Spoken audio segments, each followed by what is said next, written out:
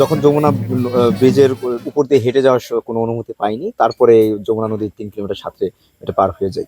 তো আমার সাথে আমার বেশ কিছু বন্ধু ছিল সেটা সাঁতানোর সময়। তো তারপরে বগুড়া হয়ে পঞ্চগড় হয়ে আমি বাংলা বান্দা দিয়ে যে ইন্ডিয়াতে ঢুকে যাই। ইন্ডিয়াতে ঢুকে গিয়ে আহ, ইন্ডিয়া কাকর ভিটা হয়ে মানে শিলিগুড়ি দিয়ে গিয়ে নেপালে ঢুকে যাই। তো নেপাল হয়ে আমি 64 দিন সময় লাগে আমার বেস ক্যাম্পে গিয়ে পৌঁছাতে। এই বেস ক্যাম্প পর্যন্ত পৌঁছাতে আমার 1372 কিলোমিটার পথ আমাকে হাঁটতে হয়। তো এই 1372 কিলোমিটার পথ হেঁটে আমি যখন 64 দিন পরে বেস ক্যাম্পে যাই, বেস ক্যাম্পে গিয়ে সেখানে কিছুদিন রেস্ট করি। রেস্ট করে তারপরে আমি আবার ওই সেই মূল অভিযান বেস ক্যাম্প থেকে যে এভারেস্টের জন্য যে ক্লাইম্বটা শুরু করতে হয় সেটা শুরু করি। তখন রোটেশন করতে হয়। রোটেশন করার জন্য বেস ক্যাম্প থেকে ক্যাম্প ওয়ানে যেতে হয়, গিয়ে এক রাত থাকি। ক্যাম্প একে থেকে ক্যাম্প দুয়ে গিয়ে এক রাত থাকি। তারপর ক্যাম্প 3 পর্যন্ত গিয়ে আবার ক্যাম্প দুয়ে এসে রাতে থাকি, থেকে আবার বেস ক্যাম্পে ফিরে আসি। ফিরে এসে ভালো আবহাওয়ার জন্য যে উপরে ওঠার যে আবহাওয়াটা সেটার জন্য অপেক্ষা করতে থাকি। তো তারপরে 16 তারিখ 16ই মে বেস ক্যাম্প থেকে রাত 1:30টার সময় আবার হাঁটা শুরু করি, উপরে ওঠা শুরু ক্লাইম্বিং শুরু করি করে ক্যাম্প 2-এ গিয়ে বেস ক্যাম্প থেকে ক্যাম্প 2, ক্যাম্প 2 থেকে ক্যাম্প 3, 3 থেকে 4 হয়ে 19শে মে পৃথিবীর সর্বোচ্চ চূড়ায় বাংলাদেশের পতাকা তুলে ধরি সকাল 6:30টায়। এই ঈদে জামা জুতো অ্যাক্সেসরিজের ডিসকাউন্ট।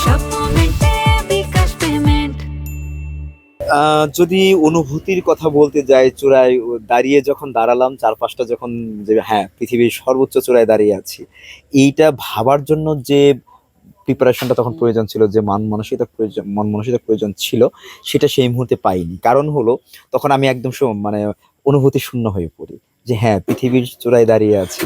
এক হলো তখন ওয়েদার খুবই খারাপ ছিল, যে যত দ্রুত নেমে আসতে পারি, কারণ ওখানে বেঁচে থাকতে হলে আপনাকে দ্রুত নামতে হবে।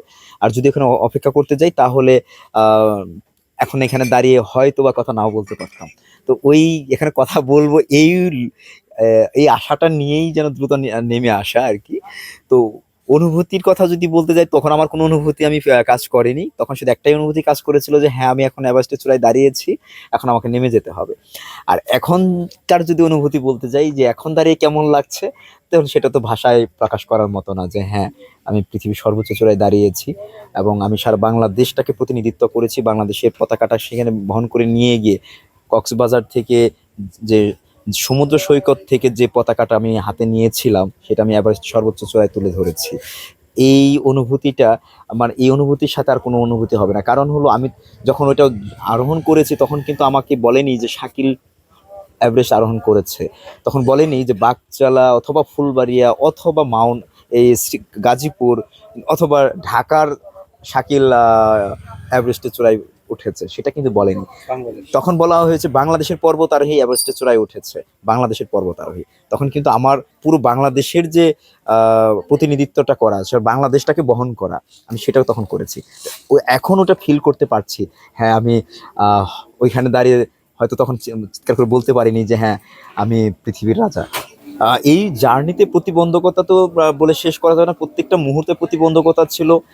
আমি যদি এটা খুব সংক্ষেপে অল্পের মধ্যে বলতে যাই, যে আমার যেমন শারীরিক প্রতিবন্ধকতা প্রতিনিয়ত আমাকে এটা চ্যালেঞ্জ নিতে হয়েছে, তার সাথে আমার মানসিক হচ্ছে যে এত দীর্ঘ সময় এই কঠিন অভিযানটা মানে কনসেন্ট্রেশন রাখা, মানসিকভাবে দৃঢ় থাকা, এইটা প্রতিবন্ধকতা খুবই কঠিনভাবে কাজ করেছে। যে আমার এই শুরুটা থেকেই এবং শেষ পর্যন্ত এই 100 মানে এই 84 দিন মানে কন্টিনিউয়াসলি যে আমার এই প্রতিকূলতার সাথে লড়াই করে মানসিকতাকে ঠিক রাখতে হয়েছে, এইটা খুব চ্যালেঞ্জিং ছিল। এখানে যদি অনুপ্রেরণার কথা বলতে যাই, আমি সব থেকে বেশি অনুপ্রেরণা দিয়েছে আমাকে আমার সাথে যে বুক পকেটে যে পতাকাটা ছিল, সেটা যে আমি এখান থেকে যদি চূড়ায় উঠতে পারি তাহলে এই পতাকাটা তুলে ধরতে পারবো, আমি আমার বাংলাদেশটাকে ওই জায়গায় নিয়ে যেতে পারবো। এই মানসিকতা, এই চিন্তাটা সবসময় ছিল।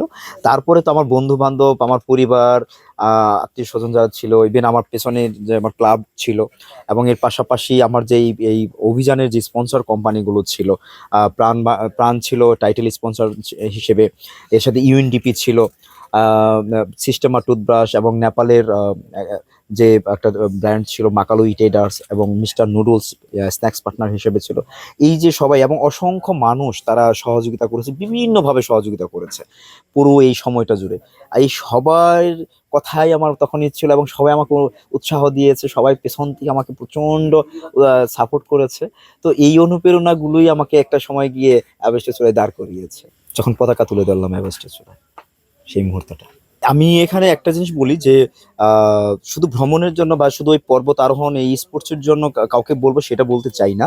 আমি বলতে চাই যে প্রত্যেকটা মানুষের স্বপ্ন আছে।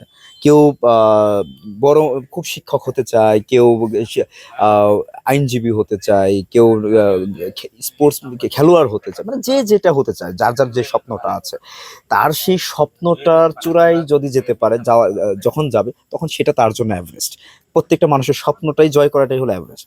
তা আমি মনে করি যে প্রত্যেকটা মানুষ যদি তার স্বপ্নটাকে জয় করতে চায়, তার এভারেস্টটাকে জয় করতে চায়, তাহলে তাকে সেটার প্রতি অগাধ বিশ্বাস থাকতে হবে যে হ্যাঁ আমি ওই জায়গায় যাব, টার্গেটটা ফিক্সড করতে হবে। আর সেই জন্য যতটুকু প্রিপারেশন নেওয়া প্রয়োজন সেই প্রিপারেশনটা নিতে হবে, কোনো ফাঁকিবাজি করা যাবে না, তাহলেই হয়ে যাবে। আমি সবাই, বিশেষ করে তরুণ প্রজন্ম যারা আছে সবাইকেই বলতে চাই যে সবাই যেন আমাদের সবার ফোকাসটাকে ঠিক করি এবং ওই লক্ষ্যের জন্য যা করা প্রয়োজন। যেমন আমি এভারেস্টে চড়বো বলে সেটার উপরে উঠবো বলে আমি আজ থেকে 1 যুগ ধরে এটার পেছনে লেগে আছি, এটার প্রিপারেশন নিচ্ছি, মানে শারীরিক মানসিক ফিটনেস তৈরি করছি। তো প্রত্যেকটা ক্ষেত্রেই তাদের যেন ওই জায়গাটা তৈরি করে যে হ্যাঁ আমার ওই জায়গায় যেতে যা যা প্রয়োজন আমি তাই করতে চাই, সেটা করুক। আর তাহলেই হবে। আর সবার প্রতি আমার শুভকামনা থাকবে। আর আমি যে সংগঠনের সাথে আছি, Bangla mountaineering and trekking club, যেটা বাংলাদেশের প্রথম পর্বত আরোহণ ক্লাব এবং বাংলাদেশের সবথেকে বড় পর্বত আরোহণ ক্লাব, মানে যাদের হাত ধরেই আমরা প্রথমে এভারেস্টে যাই আর এই পর্বতে যাই, সেই পর্বত আরোহণ ক্লাব আমরা নতুনদেরকে নিয়ে আমরা কাজ করছি। নতুন যারা পর্বত আরোহী হতে চায় তাদেরকে নিয়ে কাজ করি, তাদেরকে আমরা প্রশিক্ষণের ব্যবস্থা করি, আমরা নিজেরা তাদের সাথে আমাদের অভিজ্ঞতাগুলো শেয়ার করি। তো এইভাবেই আমরা চেষ্টা করছি যে যেন নতুন নতুন পর্বত আরোহী তৈরি হয়, নতুন নতুন আহ, নতুন যারা আছে, তরুণ প্রজন্ম যারা আছে, এরা যেন স্বপ্ন দেখে যে হ্যাঁ পৃথিবীর সবথেকে কঠিন কাজগুলো আমরা করতে পারি। এবং আমরা নেগেটিভ অ্যাডভেঞ্চার ছেলে, যেমন আমরা যে কত ধরনের নেগেটিভ আমরা নিউজ দেখছি পত্রিকাতে, আমরা এই নেগেটিভ নিউজগুলো জায়গায় যেন আমাদের পজিটিভ নিউজগুলো আমরা আনতে পারি, সেই জায়গাটা আমরা তৈরি করতে চাই। নাগরিক টিভির দর্শকদের জন্য বলতে চাই সবাইকেই ধন্যবাদ জানাচ্ছি এবং সবাই আমাদের যেরকম সাপোর্ট করেছে। এবং আমি চাই যে নাগরিক টিভি আমাদেরকে নিয়ে কাজ করুক, আমরা যারা তরুণ আছি আমাদের ভালো ভালো কাজগুলো, পজিটিভ কাজগুলো তুলে ধরুক জনগণের সামনে, মানুষের সামনে, যেন আমরা নাগরিক টিভির মাধ্যমে যেন আমরা তরুণদেরকে স্বপ্ন দেখাতে পারি, তারাও যেন স্বপ্ন নিয়ে সামনে এগোতে পারে।